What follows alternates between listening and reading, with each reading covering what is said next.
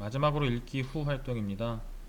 읽기 후 활동은 책을 다 읽고 난 다음에 책의 내용을 정리, 요약하고 이 정리하고 요약한 내용을 바탕으로 글이나 그림, 영상, 연극, 이야기 바꾸기 등으로 표현하는 활동이 되겠습니다. 저는 1학기에는 책 내용을 정리하는 활동으로는 책 퀴즈와 작가와의 만남을 계획했고요. 표현 활동으로는 낭독극으로 이제 운영했습니다. 이게 어떻게 보면 시간이 꽤 많이 드는 활동이고요. 너무 부담스러우시다면 간단한 표현하기 활동으로 대체하셔도 괜찮겠습니다. 어쨌든 책을 재미있게 읽고 읽기 중 활동을 탄탄하게 했다면 다음 읽기, 다음 책 읽기 혹은 다음 한 학기 한 권 읽기 수업 동력을 얻은 거니까요. 이 표현 활동에 너무 몰입하지 않으셔도 괜찮을 것 같습니다. 어떻게 보면 책 읽기보다 이 표현 때문에 이 책을 읽는 활동보다 뭔가 표현하고 그림 그리고 이런 걸 좀 더 힘들어하거나 혹은 이 활동에 너무 매몰될 수가 있기 때문에 시간 분배를 잘 하셨으면 좋겠습니다. 일단 저희 책 정리하는 활동으로 책 퀴즈를 했었는데요. 셀프 스피드 퀴즈하고 독서 빙고를 활용했었습니다. 셀프 스피드 퀴즈는 아까 소개해 드렸으니까 독서 빙고 활용한 모습을 보여드리겠습니다. 코로나 때문에 쉬는 시간에도 자리에만 앉아있는 일이 좀 많거든요. 아이들이. 그러니까 아이들이 이 쉬는 시간, 아침 시간, 혹은 점심 시간에 빙고를 하기 시작했습니다.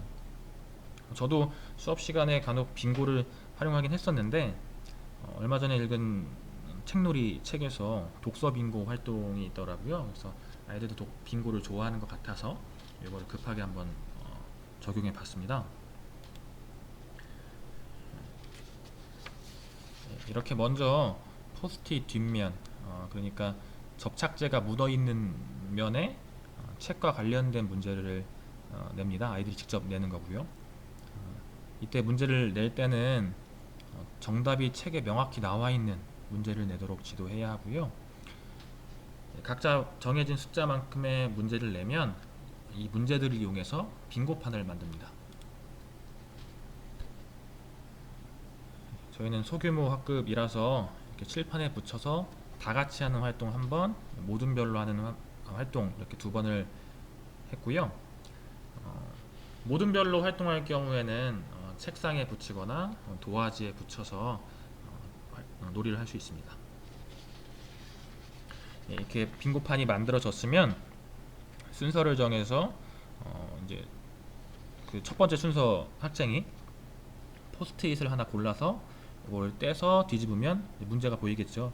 이 문제를 풀고 문제를 마치면 다시 앞면에 자기 이름을 적어서 붙이고 순서가 돌아가면서 가장 먼저 빙고를 완성한 학생이 승리하는 게임이 됩니다.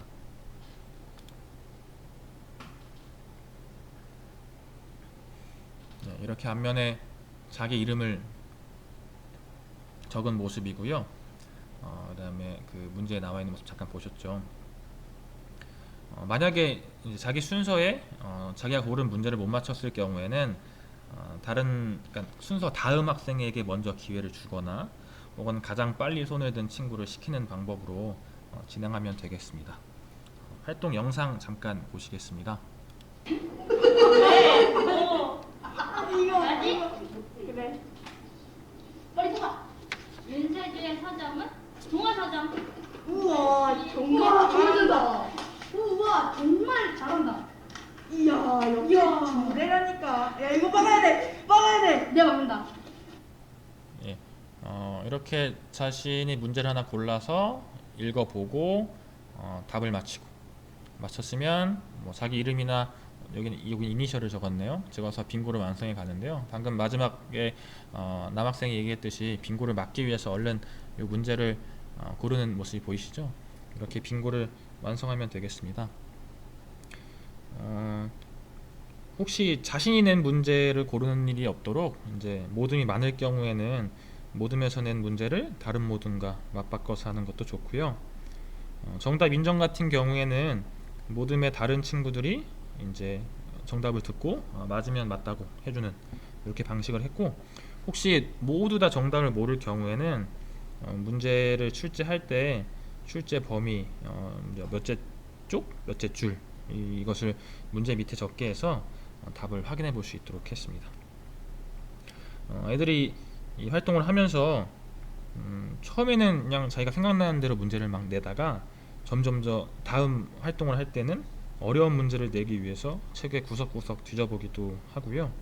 또 살짝 공부하는 시간을 줍니다. 그러면 아이들이 다시 한번 책을 훑어보면서 그 내용을 다시 상기시킬 수 있고, 특히 아이들이 되게 즐겁게, 되게 재미있게 하더라고요. 그래서 되게 좋은 활동이었다고 생각하고 있습니다. 예, 다음은 작가님에게 편지 쓰기 활동인데요. 원래는 그냥 단순히 작가님과의 만남을 계획하지는 않았었습니다. 근데 이 책을 고르고 출판사에서 작가와의 만남 이벤트를 한다고 해가지고 신청했었는데 이게 떨어졌어요. 대신에 아까 보여드린 응원 영상을 이제 받아서 그걸로 만족하려고 했는데, 이 제가 신청하고 떨어지는 과정을 제 이제 블로그에 올렸는데 그걸 우연찮게 작가님이 보시고 댓글을 달아주셨습니다. 그래서 감사하게도 재능 기부 형식으로 와주신다고 해가지고 이렇게 작가와의 만남을 추진할 수 있게 되었습니다. 이제 코로나 때문에 계속 시간을 조율하다가 이제 7월 21일 날 실시할 예정이라 그 결과물은 제가 연수에 담지는 못했고요. 작가와의 이 대화를 통해서 책에 대해 한 번 더 정리하고 숨은 뜻들을 직접 작가님한테 듣는 이런 좋은 기회가 되기를 바라고 있습니다. 저도 작가와의 만남 추진해 본 건 한 번 처음이라서요. 제가 정확히 어떻게 말씀을 드리기가 좀 어려운데, 여하튼 그래도 작가님이 오시는데 그냥 아이들한테 기다리라고 하기가 좀 그래서 편지 쓰기 활동을 실시했습니다.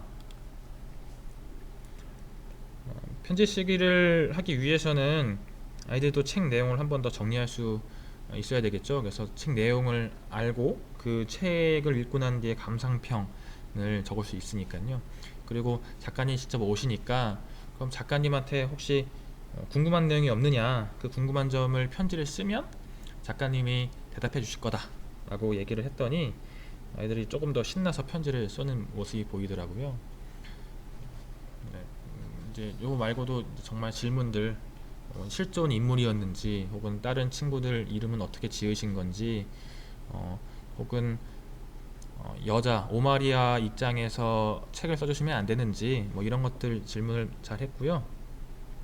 혹 작가와의 만남을 추진하지 않더라도 출판사를 통해서 편지를 전달할 수 있는 방법도 있고요.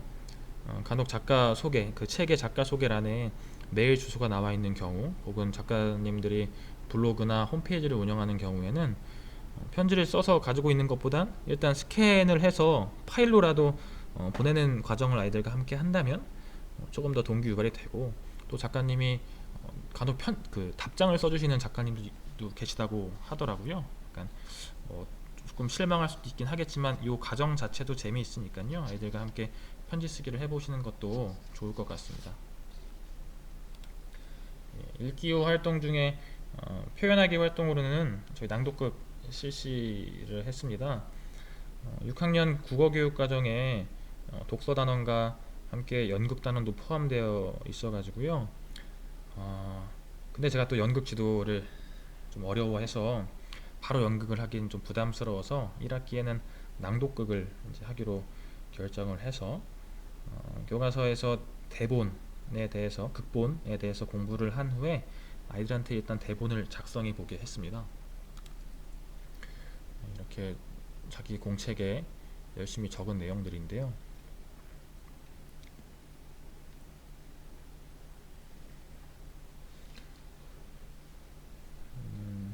저희는 아이들이 많지는 않아서 모두 같은 부분을 쓰게 해서 아이들이 이걸 돌려 읽어보고 이제 한 명을 선정하게 했습니다. 그래서 조금 비슷하긴 했지만 제가 봐서도 제일 잘 쓴 애 거를 골라가지고 다행이라 생각했고요. 만약에 학급 인원수가 많다면 이걸 모둠별로 이제 부분을 나누어줘서 뭐 몇 쪽 가서 몇 쪽부터 몇 쪽까지는 1모둠, 몇 쪽부터 몇 쪽까지는 2모둠, 이렇게 모든별로 같이 쓰는 방법도 있고요. 아니면 몇 명의 뭐 학생들을 지원을 받아서 그래서 작가님을 모신다, 작가님을 초청한다 라는 말로 아이들의 지원을 받아서 쓰는 방법도 있고요. 아니면 모든 학생들한테 각자 인상 깊은 장면 혹은 모든 학생들한테 부분을 정해줘 가지고 대본으로 쓰게 하는 방법 등 다양하게 운영하실 수 있을 것 같습니다. 아이들이 이제 선정한 대본을 제가 워드로 옮기면서 내용을 조금 수정했고요. 저도 뭐 이 연극적 재능이 있지는 않아서 욕심을 버리고 이제 대사 연습만 해서 녹음을 해봤습니다. 그래서 나름 정지장면 만들기라든가 말판놀이 같은 거를 통해서 대사 연습을 할 수 있는 시간들을 중간중간 넣었었거든요. 그러다 보니까 아이들이 열심히 연습을 해서 낭독극을 완성할 수 있었습니다. 잠깐 한번 들어보시고 이어가겠습니다. 용기를 낸 덕수가 교문을 나와 신장로로 달렸다. 미행스는 다는 책보따리와 옷 속의 풍경을 태극기를 아이들에게 나눠주었다. 덕수가 크게 숨을 쉰 다음에 힘껏 외쳤다. 조선동님 만세! 뒤따르던 아이들이 못참고 외쳤다. 만세! 일본 교장 물러나라! 물러나라! 지켜보던 조선인 어른들이 박수를 보냈다. 덕수는 그 모든 것들이 뿌듯하게 느껴졌다.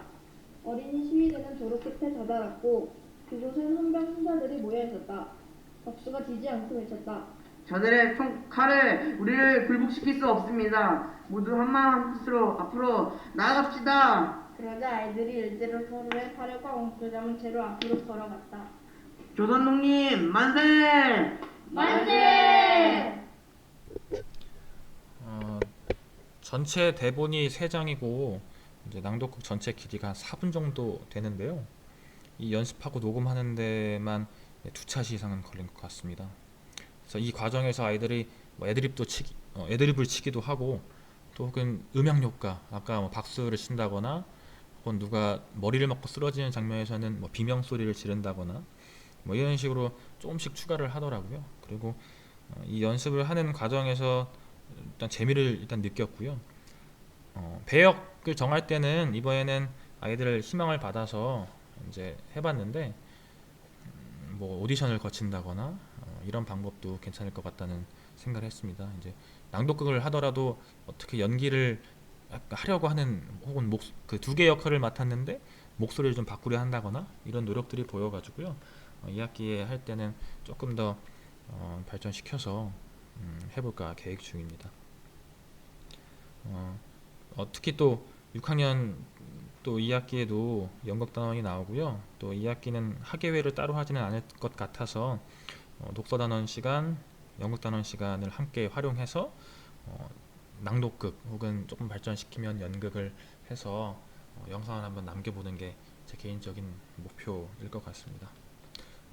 근데 또 시간이 이렇게 길지 않으니까요. 낭독극이 아니더라도 또 뭐 이야기 뭐 뒷부분 바꾸기라든가 혹은 노래 개사하기 뭐또 괜찮거든요. 그래서 노래를 이용해서 그 책 내용이 들어가게 개사를 하는 것, 그걸 좀 더 발전시킨다면 그 가사를 이용해서 뮤직비디오, 직접 그림을 그려서 뮤직비디오를 만드는 방법이라든가 이렇게 다양한 표현하기 활동이 있겠습니다.